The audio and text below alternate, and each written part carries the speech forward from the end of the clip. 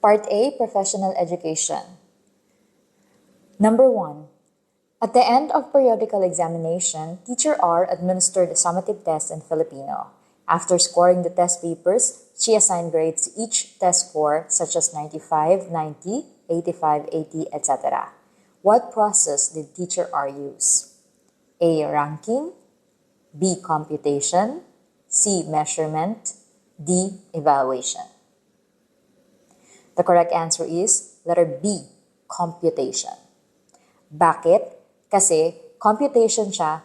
Ang nangyari kasi, yung raw score ng mga bata, ginamit niya, inassess niya based sa isang formula, measured against a formula, kaya nakuha yung score na 95, 90, 85, 80. So, kapag ang score pre-process gamit a measured formula, you call that computation. Letter B.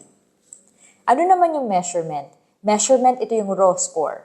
So, kunwari up to 20 yung score, yung 18, yung 17, yan yung raw score. That's measurement.